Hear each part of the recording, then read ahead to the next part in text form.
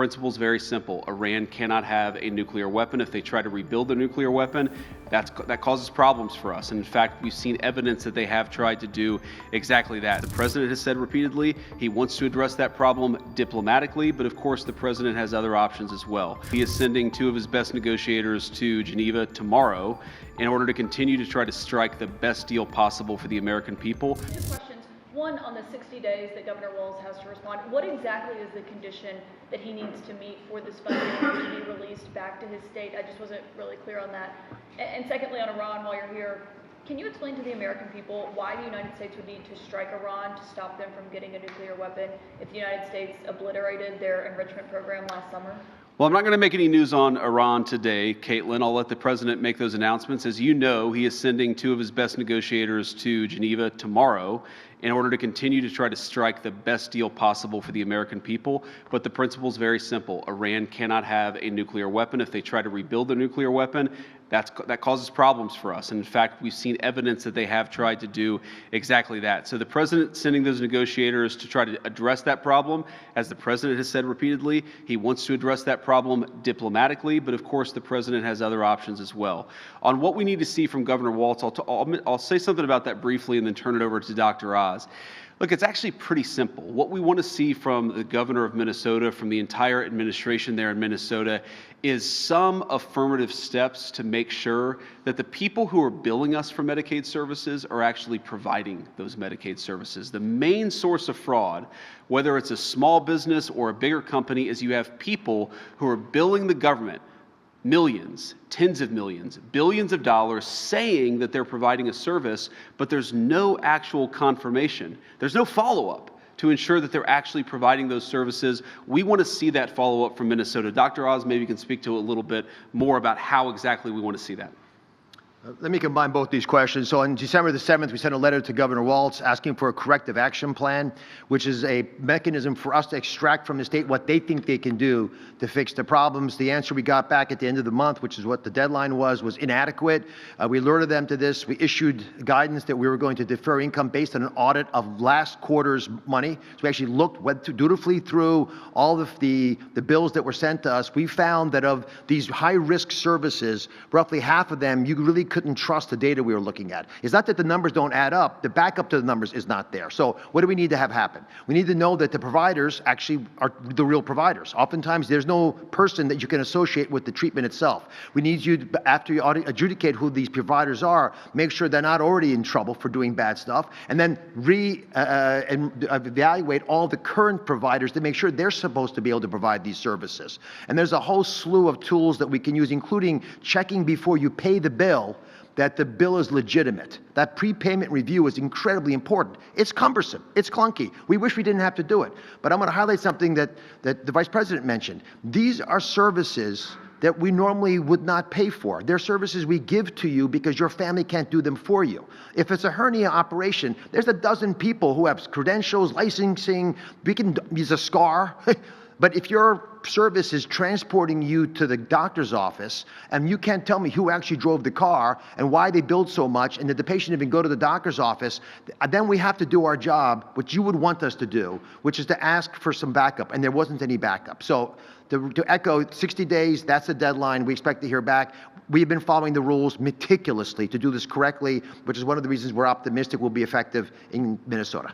Let me say a couple things about what we're announcing today, and then I'm going to kick it over to Dr. Oz, and then we are going to take a few questions. So, as a lot of you know, there are way too many Americans who are being defrauded by very bad actors in our society, people who take the goodwill and the trust of the American taxpayer and they decide to use it against us.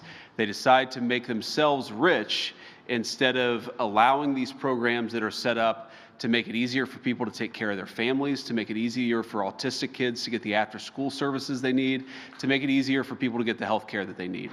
And we are going to start very aggressively in the administration cracking down on the people and the organizations that are defrauding Americans. So we're announcing today that we have decided to temporarily halt certain amounts of Medicaid funding that are going to the state of Minnesota in order to ensure that the state of Minnesota takes its obligations seriously to be good stewards of the American people's tax money. Now, what is this going to mean? What this means is that, first of all, the providers on the ground in Minnesota have actually already been paid. The state has paid those providers the money. What we're doing is we are stopping the federal payments that will go to the state government until the state government takes its obligations seriously to stop the fraud that's being perpetrated against the American taxpayer. There are a few different ways that we're doing that. There are a few different affirmative actions that we're taking today.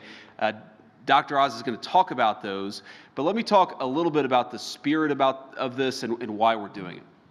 So number one of the examples of fraud that we've seen in Minnesota that we verified that is just awful is that a program that existed to ensure that autistic children had access to some after-school services has made a number of people rich, not by providing services to needy children, but by allowing fraudsters to take money that ought by right go to American citizens and to American families, and to set up sham businesses, set up sham clients, set up people who are not even autistic but claim to be autistic in order that they benefit from the money that's out there. Now, what does that mean? Number one, it means that a lot of people are getting rich off the generosity of American taxpayers, but more fundamentally and more importantly than that, it means that there are kids in Minnesota who deserve these services, who need these services, and they're not going to those kids, they're going to fraudsters in Minneapolis. That is unacceptable, and that's the sort of thing that we're cutting off with this action today. Let me make one final point about the spirit of this. You know, one of the things I love about our country is that we're a generous country, we're a generous people. We take care of our fellow citizens who can't afford medical care because they're down on their luck. We take care of people who can't afford to put food on the table even though they work hard and play by the rules. We recognize that we're all in this together, and part of the reason why we have Medicaid, or part of the reason why we have food stamps, part of the reason why we have these programs is we want to make sure that kids who grow up in families not all that different from the family that I grew up in, that they have access to the basic necessities: food, medical care, after-school services when their family needs them but they're unable to pay. What's happening in Minneapolis, in California, in a number of states all across our country is that the generosity and the good hearts of our fellow Americans are being taken advantage of. We're taking that social contract that says that our American citizens, we take care of one another, and we're allowing a few bad actors to get rich off that generosity of spirit instead of providing the services to the kids who need it. This is disgraceful. It has happened for too long. Far too many people have gotten rich by taking what is the best of the American spirit and getting rich off of it instead of providing services to kids who need it. That is stopping today. We're taking a whole-of-government approach in the Trump administration to take this fraud seriously. What Mehmet Oz and his team at CMS have done is really remarkable, and it's just the first step of our efforts. So without further ado,